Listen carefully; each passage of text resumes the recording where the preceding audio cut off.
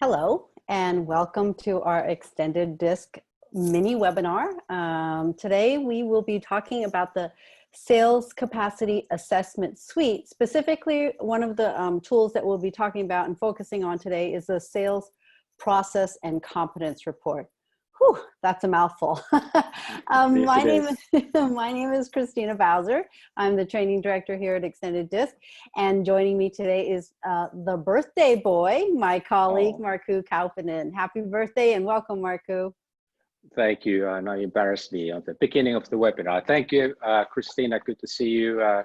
We are working remotely once again, and we continue in this webinar series on Tuesday afternoons about the sales capacity assessment. And I think this will be a good one. Absolutely. I'm excited. So we will be recording this as always. We'll be posting it on our YouTube channel as well as our website. Q&A questions, we love questions. We'll try to get to them, but there's a good chance we won't because we have a lot of information we want to share with you. So Markku, let's go ahead and get started. Tell us about this new sales process and competence and how it's a part of this sales capacity assessments that we now offer. Well, the sales capacity assessment, again, is not based on the DISC model, but it is on the same online assessment platform, the Things platform. So clients who are using both assessments, they can have everything in one place, and there's a lot of connections that we make between the DISC theory-based assessments and the capacity assessments. So again, we talked about this in a previous webinars. It has its unique questionnaire. It takes about 25 minutes to complete, and it's specifically designed for salespeople who have some sales experience.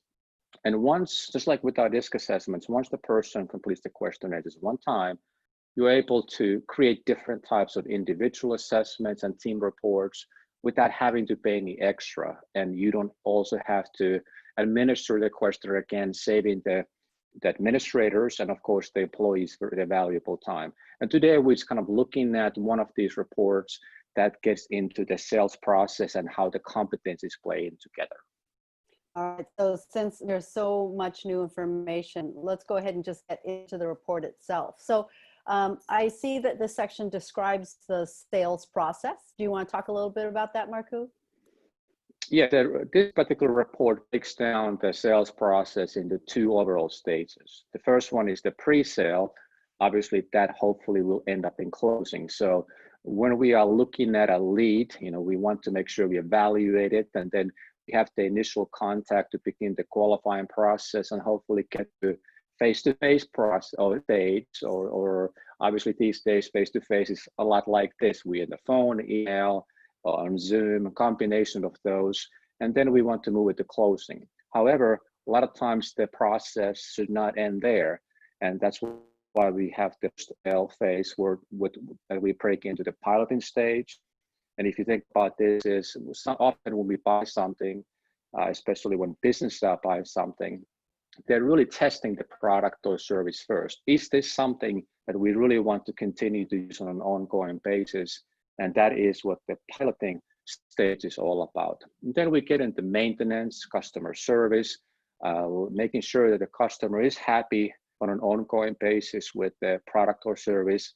So we hopefully then can get to expansion stage. Maybe we really should want to develop that relationship so the client will begin to use more of our product, more of our service, so we can really extend and expand that client relationship. I really like how clear it is. It clearly describes the sales process and each step to the process. Because even though, we're all sales, or, the people using this are sales professional, we don't always describe things the same way. And I think that's one of the powerful components of all the sales capacity assessments that we offer. It always clearly defines, so we're all on the same page about what we're talking about. Yeah, I do want to add one point about this. And typically, clients, organizations have their own sales process. We wanted to make sure that this is clear enough and general enough that different clients can incorporate their sales process into the assessment results. So if your sales process is not identical to this, chances are very, very high you will be able to find out what stages in your specific sales process you will see these pre and post phase stages, and of course the individual stages in both of those main categories as well. So Markku, let's go ahead and talk about how we use the results from the questionnaire to generate information that is very valuable and useful to our sales professionals. Yeah, and we're not going to talk about every single aspect of this particular report, and there's actually different versions of the report, so you can customize it to your liking, so you have the right amount and the right type of information in the assessment. But right here, we take those stages that we just talked about, the pre-sale, where we had the lead evaluation, initial contact, face-to-face and closing, and then post, we have the piloting, maintenance, and expansion. And if you remember in sales capacity assessments, we are measuring 18 different competencies. So here we are just taking those 18 competencies and applying them to each stage of the sales process. So we can really evaluate very clearly and easily in an easily understandable format, what are the strengths, what are kind of this, what we call small strengths. It's a nice stuff to have, but we can have some room for improvement. Then we have the middle scores, and then we get to the kind of a danger area with a small risk and risk. So for example, if we look at the closing, this person gets an overall score of 15. Well, I'm not going to talk about the calculation of the overall score, just know that the higher the score, positive score, higher the score is, the better it is. So in this case, this individual gets an overall score of 15 for the closing stage. So we had some good news there. And then we look at those individual score for their strengths, small strengths, etc. You'll notice that 7 out of those 18 competencies were a strength for this particular salesperson. Again, 7 out of the 18 were competencies that are conducive to success in the closing stage. 4 of those are small strength. We have 5 in the middle. And the good news is that we have only 1 competency that is a small risk, and 1 competency that is a risk when it comes to closing stage. So if you look at those numbers, you know, strength, small strength, medium, small risk, and risk, you'll notice that they always add to 18. Again, we are taking the 18 competencies and evaluating how conducive, how helpful they are, or how, let's use word, harmful or holding us back when it comes to these stages in the sales process. And then I noticed that in post-sales process, this person, Henry, his maintenance score is a -8. What does that mean for us? Well, it means that maintenance is going to be a challenge for this person. And it's not common for successful salespeople. They tend to be motivated by getting new deals, closing those deals, or taking the existing deal and really helping it flourish, making sure that it really expands and we are able to get additional business, perhaps from different divisions of the organizations, or simply be able to find new applications for our product or service. But when it comes to maintenance, this individual, out of those 18, only 3 of those 18 competencies are a strength. Only 1 of them is small strength. And then we look at the medium, small risk, and risk, and we'll find that we have much higher numbers there. For example, 6 out of 18, or a third of the competencies, is a risk when it comes to the maintenance stage of the sales process. Well, I really see some value, just because for you guys, I'm learning this as you guys are learning it too. That's why I'm kind of quiet. But when I think about maintenance, if Henry really needs to focus and prioritize maintenance as, you know, what he needs to do, then, you know, perhaps he needs to look at the 3 strengths that he has and really focus on being able to use them. But then at the same time, what other strengths, maybe his medium strength competencies he could further develop, and then, you know, his risk strengths might be something that is going to be quite a challenge for him. Is that one way to interpret it, Markku? Yeah, the source story here is that this individual will have challenges with maintenance. If we are really wanting him to or her to become successful there's a lot of training, coaching, and accountability that needs to occur. Otherwise, it's not going to be their strong suit. And if you, in fact, if you look at the expansion stage, the very last one, they get the highest overall score of 18. In fact, if you look at the strength column, 9 of the 18, or 50% of their competency, our strength in this stage of the sales process. And I really want to look at this. And by the way, I've seen this happen many times. Salespeople tend to be better, successful salespeople tend to be better at the expansion stage, taking care of the customer service needs, taking care of a routine task when it's just servicing and keeping the client happy. This is typically not something they enjoy doing. So maybe the best solution would be to look at somebody within the organization who could assume the roles of taking care of the customer service.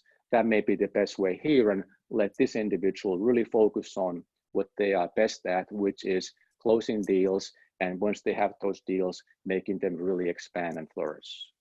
What I really like about this report, going through it, is we just saw those numbers about what the strengths were, but the following pages actually zero in on being able to see the specific 18 competencies and how they relate to a particular process in the sales process. Yeah, that's exactly right, Christina. What we just looked at a moment ago is going to give us the big picture. Where are the strengths, where are the risks, and so forth.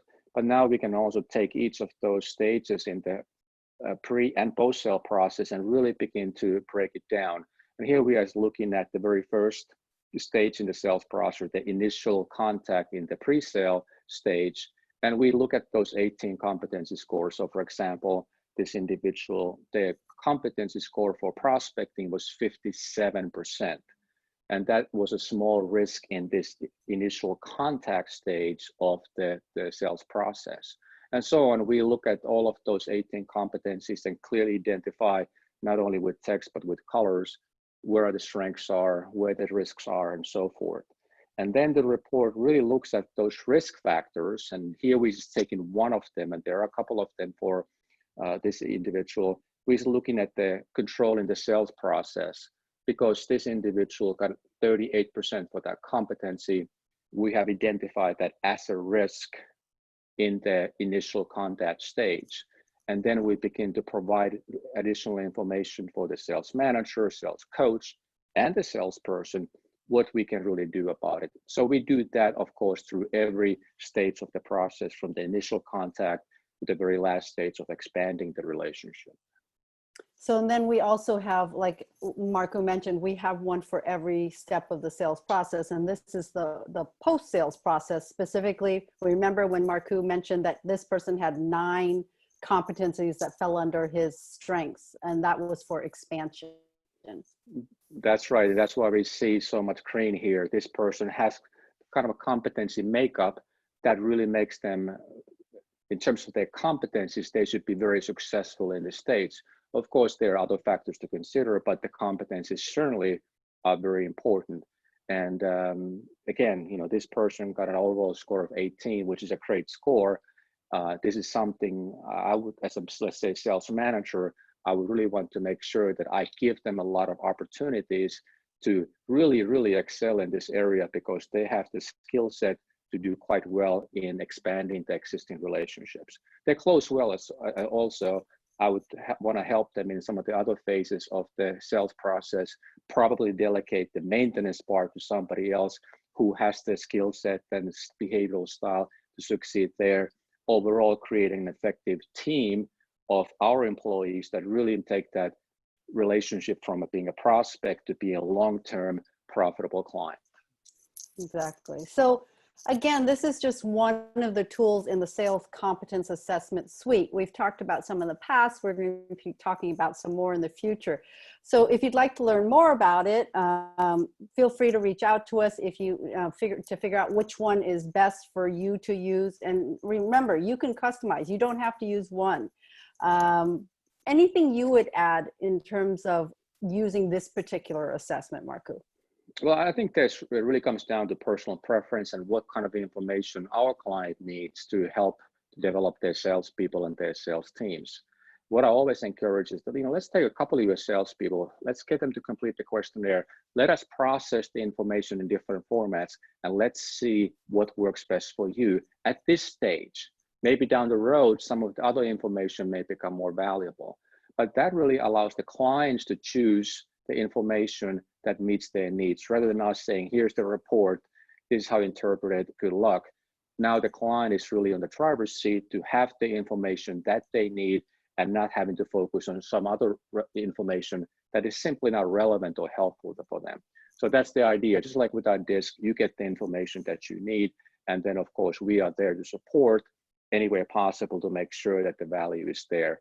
We are pretty good at that maintenance states, I would say, and not thanks to me, thanks to our team. So we'll make sure that's there, and hopefully we can get to the expansion states and everybody's happy. All right.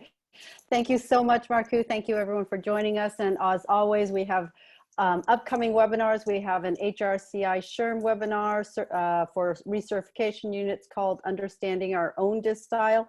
And then we do have another sales capacity assessment. And this time I'll have Markku and I will be focusing specifically on the development report. Understanding Our Own DISC Style comes tomorrow, and then the Sales Capacity Development Report comes next Tuesday. You can, as always, go to our extendeddisc.org website, hit the events tab at the top, and find out more information about our many upcoming webinars we have. Thank you, everybody. I was saying, always, if you can't make the date and time, be sure to register. We will email you the recording so you can view it and listen to it at your convenience. And thank you, everybody. Thank you, Christina. Thank you, everyone. Have a great day.